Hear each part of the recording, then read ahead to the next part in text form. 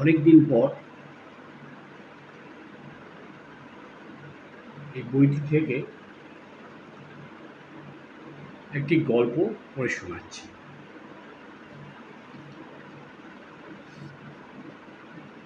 গল্পটির নাম যুযুধান। বাকি ৯টা মাথা প্যান্টের দুপকেটে পুড়ে ক্লান্ত শরীরটা বেঞ্চির ওপর এগিয়ে দিতেই নিমেষে ঘুমিয়ে পড়ল রাবণ। রাবণকে সবাই চেনে, বিলক্ষণ চেনে। তাছাড়া চেনে না এমন কেউ নেই এই ভূভারতে। ভয়ও পায় প্রত্যেকে। আগ বাড়িয়ে কেউ কথা বলতে সাহস করে না। কখন যে কি বলে দেবে দেবা ন জানতি, বরং চুপ থাকাই ভালো, ভীষণ ভালো। কানে দেখো, চোখে শোনো, ঠোঁট যেন নড়ে না, তাহলেই গাঁড় মারা যাবে। গারদের ভিতর গোটা জীবনটা লাট খাবে। তো সেই রাবণ শুয়েই অমনি ফরফর করে প্রবলভাবে নাক ডাকতে শুরু করলো। শুধু শোয়ার অপেক্ষায় ছিল।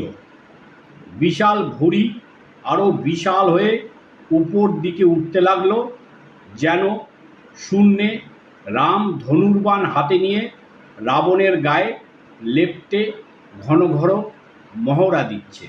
২. কাঠের বেঞ্চিটা অভরে ঘুমোচ্ছিল। প্রতিদিন সে অনেক পরিশ্রম করে। রোদ ঝড় জলেও তার বিশ্রামের খামতি নেই।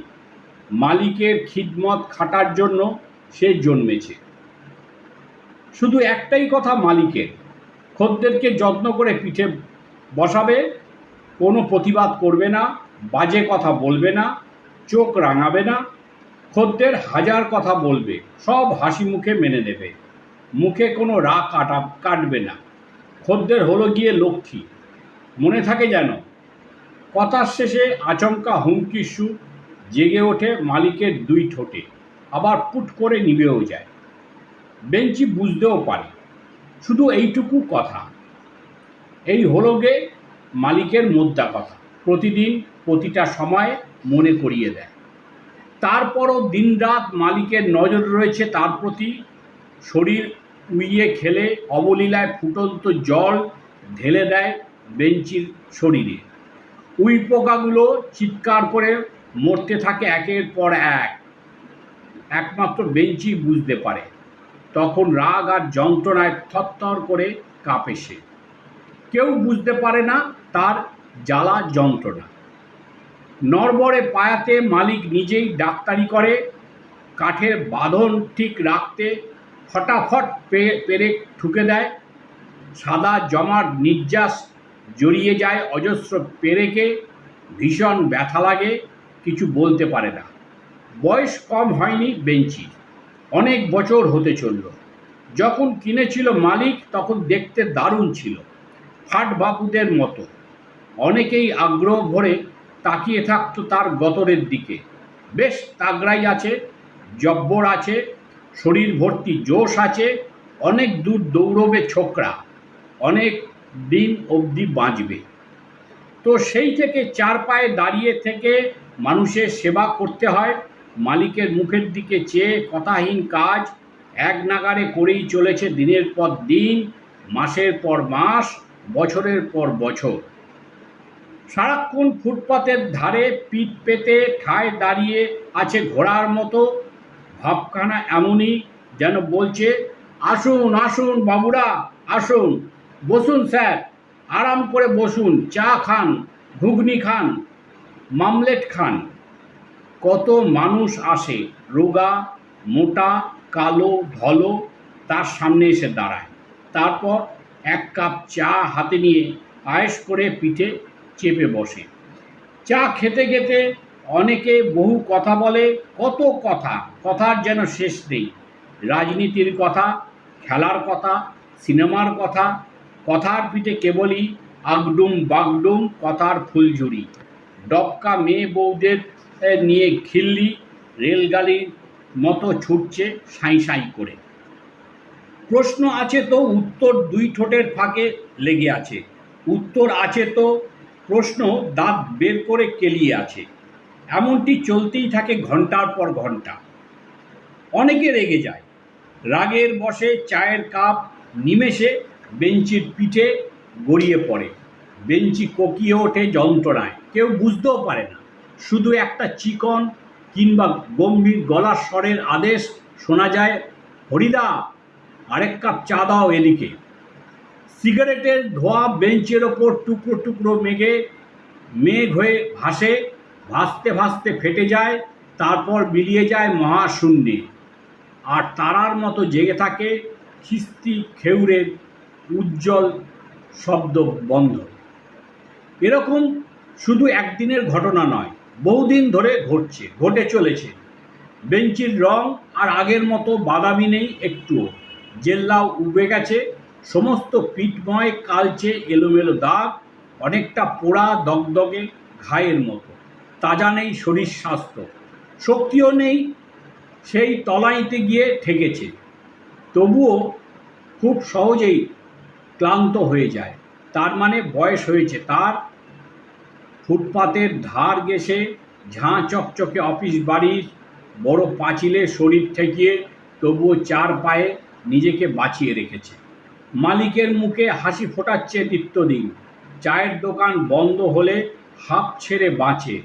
এবার তালে আরাম করে একটু ঘুমোনো যাবে। একটা লম্বা শ্বাস ফেলে সে এদিক ওদিক তাকায়, কখনো বা সারমেয়র মতো বসার চেষ্টা করে, কিন্তু পারে না। তারপর পায়ে পায়ে প্রবল ঠকাঠক শব্দ হয়। রাস্তায় মানুষ কমে গেছে, যানবাহনের চাপ নেই একটুও। একটা দুটো গাড়ি হুঁশহাস করে ছুটে যাচ্ছে এদিক থেকে সেদিক।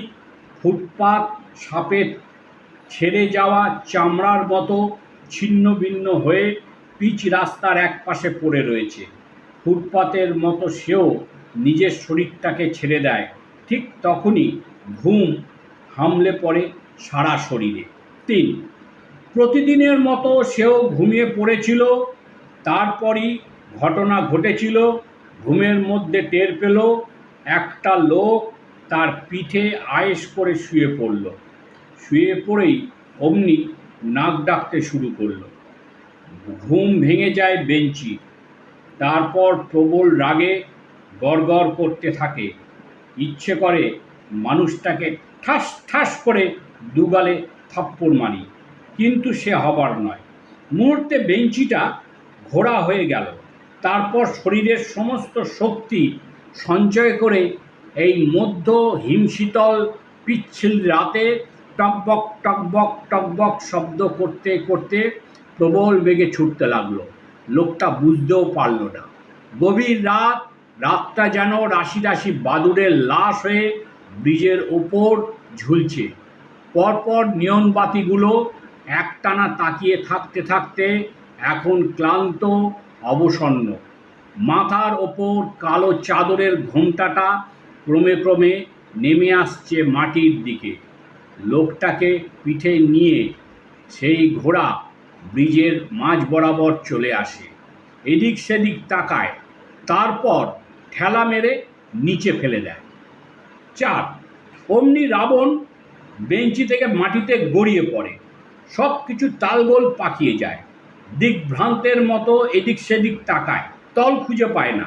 কোথায় এসে পড়েছে, কোথায়? নিজের মনেই বিড়বিড় করে। তারপর দুহাতের তালু চেপে চেপে চোখ ডলে বারবার, আবার তাকায় চারপাশ, আবার ডলে। এমনটা হবে স্বপ্নেও ভাবেনি। ভয়ঙ্কর রেগে যায়।